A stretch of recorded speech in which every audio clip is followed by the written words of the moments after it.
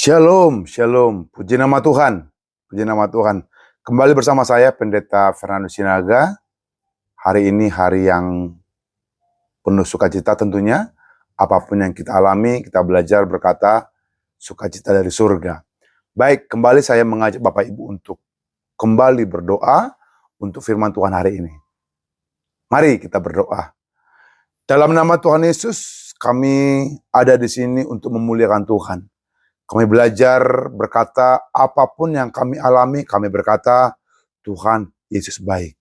Kami percaya Tuhan memberikan kepada kami situasi, kondisi, musim itu untuk proses, untuk kedewasaan kami. Tuhan, hamba berdoa untuk seluruh jemaat Tuhan yang mendengarkan firman Allah. Hamba berdoa untuk seluruh kami yang hadir hari ini. Setiap firman yang keluar dari mulut Allah tidak kembali dengan sia-sia. Hamba berdoa dan percaya, firman ini akan berhasil dan kami akan memiliki iman dari surga. Tuhan, kami siap mendengarkan firman Allah di dalam nama Tuhan Yesus. Haleluya, yang percakapan. Amin. Amin, amin. Bapak Ibu yang dikasih Tuhan, saya mendengar berita dari keluarga kita, Saudara Perius, keluarga yang mengasihi Tuhan, dan dipanggil Tuhan. Namun saya berdoa Tuhan kiranya memberikan kekuatan kepada saudara AP dan menikah juga dengan Novita. Terima kasih. Kiranya Tuhan memberikan kepada mereka kekuatan melewati gelombang keluarga ini. Dan saya juga percaya seluruh jemaat Tuhan turut mendoakan kiranya keluarga besar dari AP diberikan penghiburan dari Tuhan. Ada amin. Amin. Puji nama Tuhan. Baik Bapak Ibu yang kasih Tuhan. Kenapa makin dekat dengan Tuhan malah makin banyak masalah? Berulang kali saya menyampaikan kepada kita bahwa berjaga-jaga dan berdoalah. Berjaga-jagalah dan berdoalah. Hari ini beda dari hari sebelumnya. Kita mendengar begitu banyak berita-berita yang tidak baik. Adanya peperangan, ada krisis, ada kelangkaan energi. Namun sebagai orang percaya, sudah digaungkan berulang kali. Berjaga-jagalah dan berdoalah. Dan semakin Anda dan saya berjaga-jaga dan berdoalah, kadangkala hasilnya tidak sesuai juga dengan hasil yang kita doakan. Sebab itu hari ini kita rindu turut campur tangan Tuhan. Bukan saja perlu karakter dan mental yang kuat, tapi kita harus bergantung penuh kepada Tuhan. Kenapa makin dekat dengan Tuhan malah makin banyak persoalan? Makin berjaga-jaga, makin banyak pergumulan. Makin berdoa, makin banyak soal-soal. Makin banyak persekutuan sama Tuhan, seolah-olah makin bertubi-tubi itu persoalan dan masalah. Saya ada ilustrasi seekor lembu minum air. Seekor lembu minum air dan menghasilkan susu yang berguna. Namun ada juga seekor ular meminum air yang sama dan menghasilkan bisa yang mematikan. Masalahnya bukan pada air yang diminum. Sama-sama airnya. Lembu minum air menghasilkan susu yang berguna. Ular meminum air yang sama menghasilkan bisa yang mematikan. Apa perbedaannya? Masalahnya bukan pada airnya. Masalahnya terdapat pada anatomi tubuh dari hewan tersebut. Cara pandang Anda menentukan hasil akhirnya. Cara pandang Anda menentukan hasil akhirnya. Masalahnya mungkin ada. Namun ada orang menghadapi masalah makin dekat sama Tuhan. Namun ada orang menghadapi masalah bukan semakin dekat, bahkan tambah jauh, bahkan meninggalkan Tuhan. Nah, saudara berada di posisi yang mana? Semakin banyak masalah, ini yang membedakan orang-orang percaya yang sangat dekat sama Tuhan akan tambah dekat. Namun orang yang percaya setengah akan tambah jauh. Yang sedang menghadapi masalah ada yang tambah kuat, tapi yang semakin dekat dengan Tuhan ada semakin jauh. Kenapa makin dekat dengan Tuhan malah makin banyak masalah? Anda ngalamin, Anda juga melihat orang-orang ngalamin.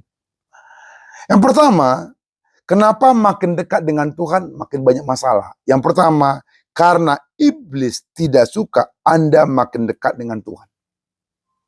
Dengarkan baik-baik. Iblis tidak suka Anda semakin dekat dengan Tuhan. Saat kamu jauh dari Tuhan, iblis tenang-tenang saja.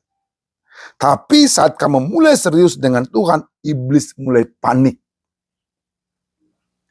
Iblis mulai panik.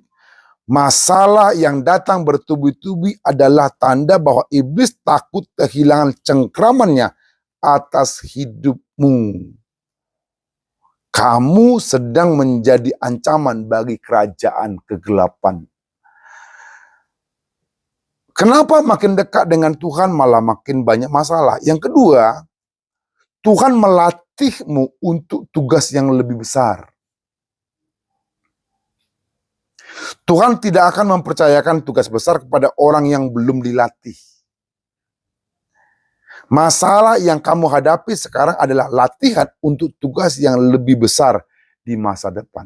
Jadi, kalau ada masalah, itu adalah testing. Katakan testing. Katakan ujian. Ketika Bapak Ibu sedang menghadapi masalah, itu karena ujian. Setelah Anda ujian, ada tugas yang lebih besar dari sebelumnya. Tujuannya untuk mengajar Anda bergantung sepenuhnya pada Tuhan dan melatih karaktermu. Jangan sia-siakan proses ini. Amin. Semakin dekat dengan Tuhan, semakin banyak masalah. Yang ketiga, Tuhan sedang memurnikan imanmu. Tuhan sedang memproses engkau. Emas dimurnikan oleh api. Api itu panas. Begitu juga imanmu. Hatimu panas sedang menghadapi masalah. Tujuannya untuk dimurnikan. Saat kamu dekat dengan Tuhan, Dia mulai membersihkan hidupmu dari hal-hal yang tidak sesuai dengan kehendaknya. Yang kotor dibuang, yang toksik dibuang, yang racun dienyahkan. Tinggallah yang murni. Proses ini tidak mudah. Terasa menyakitkan, panas, tetapi Tuhan sedang membentuk Anda menjadi pribadi yang lebih kuat. Tentunya tugas-tugas yang lebih besar dan dahsyat. Yang ketiga, kenapa semakin dekat dengan Tuhan semakin banyak masalah?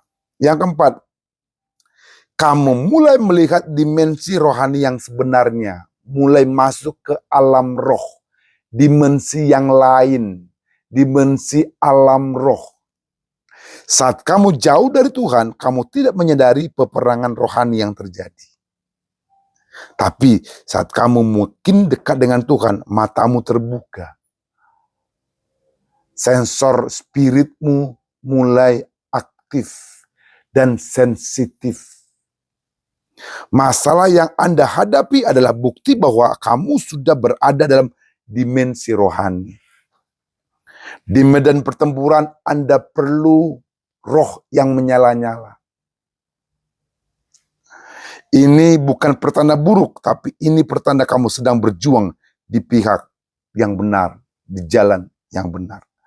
Kenapa Bapak Ibu semakin dekat Tuhan, makin banyak masalah?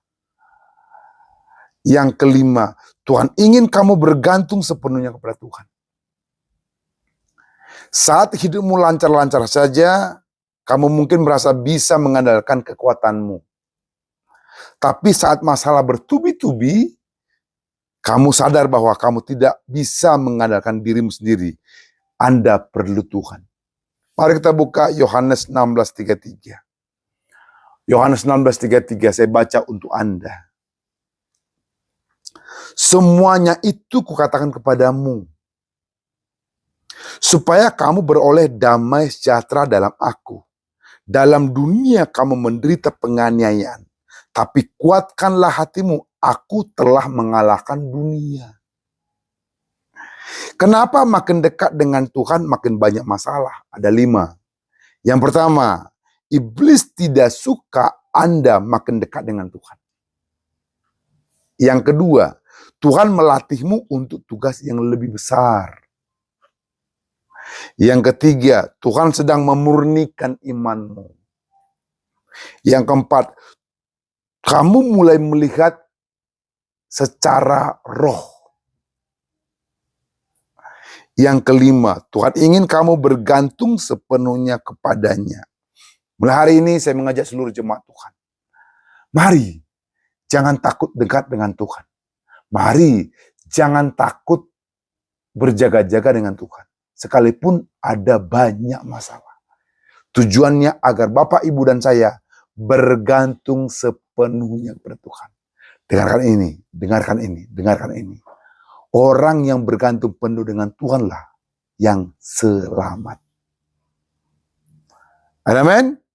Mulai hari ini, perkatakanlah firman Tuhan agar Anda bergantung penuh dengan Tuhan.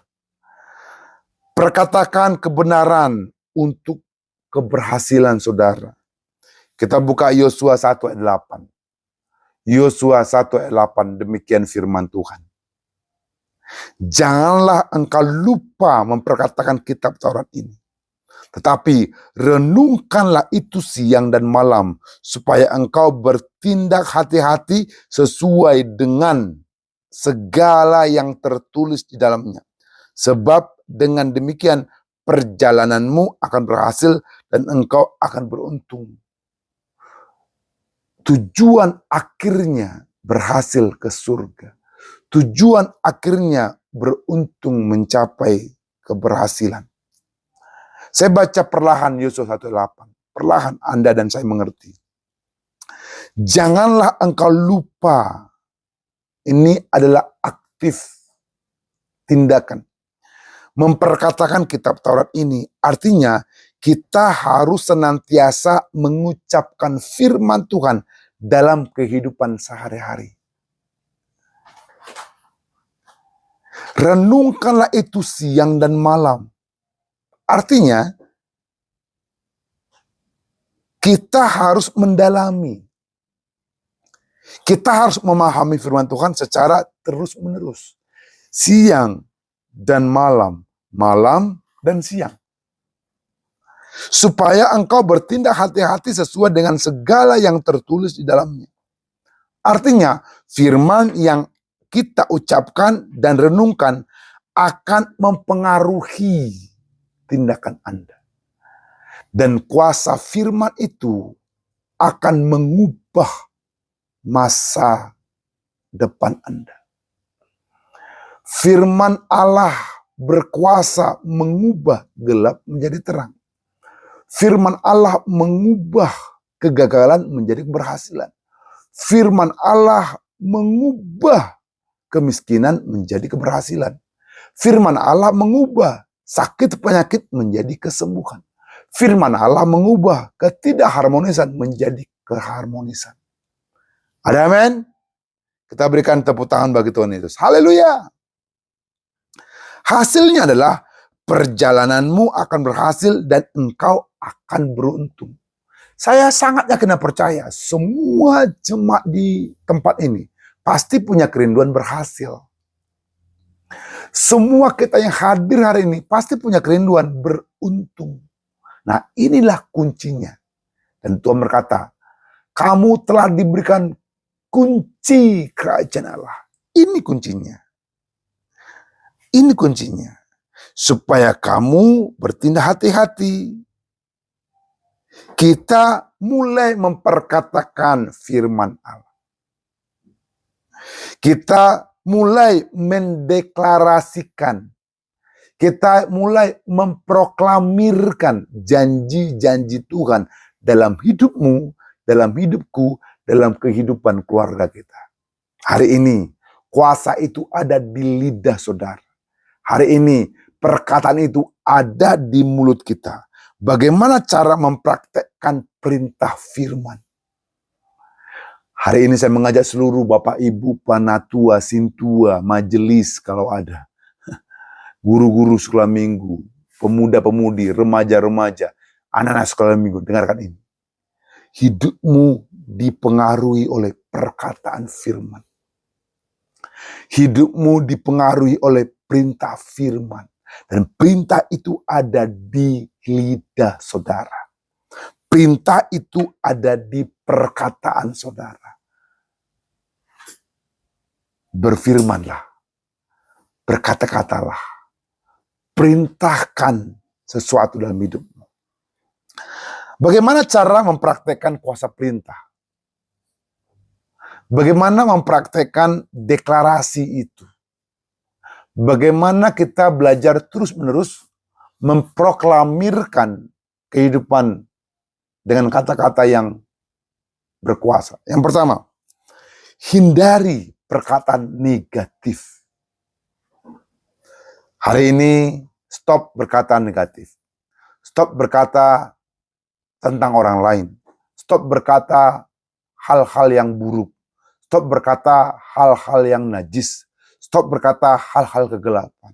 Mari, matamu terang, ucapanmu terang, ucapan positif, matamu positif.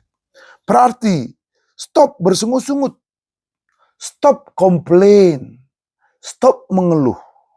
Jangan berkata, aku tak bisa.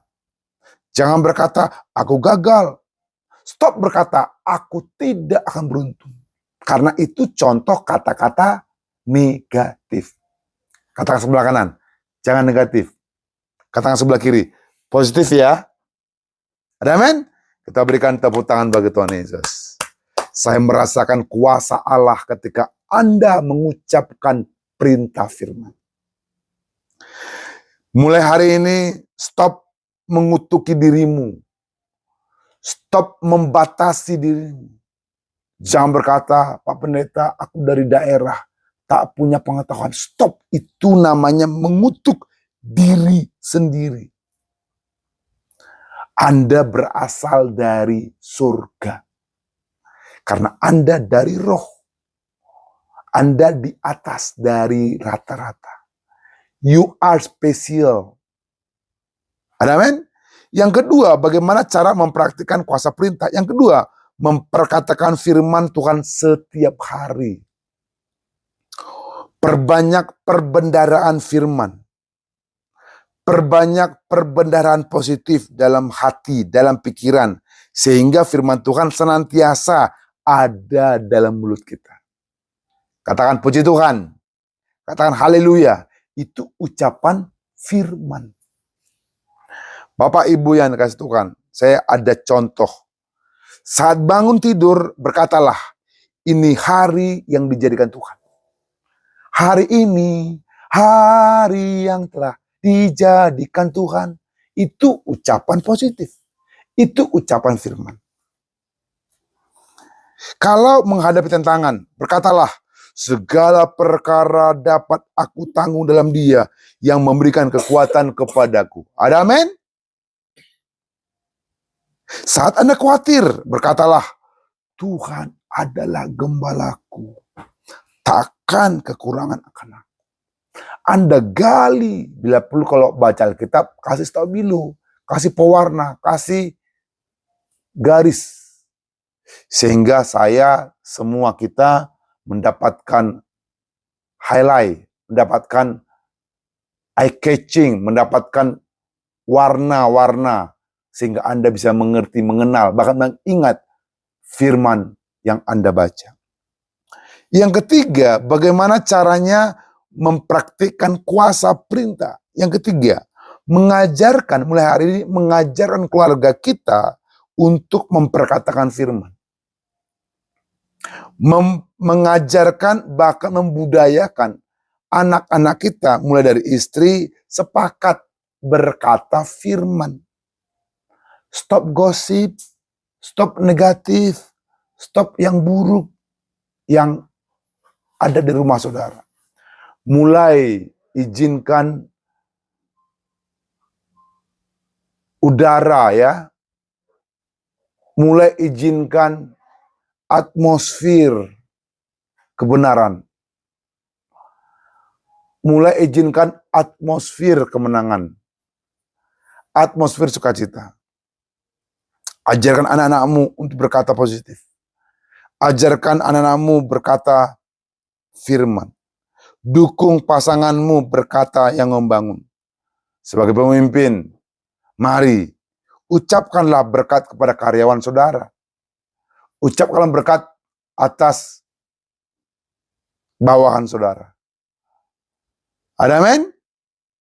Kita berikan tepuk tangan bagi Tuhan Yesus. Ada amin? Kesimpulan, ambil alih kemenanganmu. Ambil alih keberhasilanmu. Yes, Anda sudah punya kuasa di lidahmu. Perintahkanlah keberhasilan itu datang ke rumahmu. Perintahkanlah kemenangan itu datang ke hidupmu. Perintahkanlah itu sesuai dengan apa yang Tuhan katakan. Ini buktinya. Mazmur 3:39. Mazmur 3:39 bilang gini. Sebab dia berfirman, maka semuanya jadi. Dia memberi perintah, maka semuanya ada. Berbicaralah seolah-olah Anda adalah anak Allah. Firman itu memiliki kuasa menciptakan. Bapak Ibu ingat di Kejadian. Berfirmanlah Allah. Jadilah terang, maka terang itu jadi. Itu perintah. Berfirmanlah Allah. Jadilah cakrawala, maka cakrawala itu jadi. Itu perintah. Dan perintah itu sudah ada pada lidah saudara. Dan Tuhan menciptakan saudara dan saya adalah serupa segambar dengan pencipta. Melalui ucapan kita. Hari ini, perintahkanlah keberhasilan dalam hidupmu. Perintahkanlah kelimpahan dalam hidupmu. Perintahkanlah sukacita surga dalam keluargamu. Kita berikan tepuk tangan bagi Tuhan Yesus. Haleluya. Firman itu memiliki kuasa menciptakan. Firman itu adalah perintah. Jika kondisi ekonomi melemah, berkatalah, Tuhan menyediakan bagiku. Tuhan menyuplai kebutuhanku. Seperti Tuhan memberi makan 5.000 orang. Sekalipun fakta mengatakan hanya 502 ikan. Tapi perintahnya 5.000 makan. Dan 5.000 laki-laki. Belum termasuk wanita, belum termasuk anak-anak. 5.000-nya makan. Karena apa? Memerintah. Perintahkanlah berkat Allah datang ke anak-anak. Ada amin? Pertanyaan saya, apakah Anda sudah memerintah? Hari ini, di bulan Maret ini. Perintahkanlah sukacita datang ke rumahmu. Perintahkanlah damai datang ke rumahmu. Perintahkanlah keberuntungan datang ke anak-anakmu. Perintahkanlah keberhasilan datang ke perusahaan saudara. Kita berikan tepuk tangan bagi Tuhan Yesus. Haleluya. Alkitab berkata, kamu harus membuat keputusan. You must make decision. Alkitab berkata, kamu harus membuat dekret. Alkitab berkata, kamu harus memerintahkan. Kamu akan berhasil. Ayub 22 ayat 28 bilang gini. Wow, saya sangat exciting. Ayub 22 ayat 28 bilang gini. Apabila engkau memutuskan berbuat sesuatu, maka akan tercapai maksudmu dan cahaya terang menyinari jalan-jalanmu. Wow, berarti tergantung ucapan saudara, tergantung keputusan Anda. Apa yang Anda putuskan hari ini, itu yang terjadi. Apa yang Anda putuskan sesuatu, maka itu yang tercapai, yaitu cahaya terang menyinari jalan-jalanmu.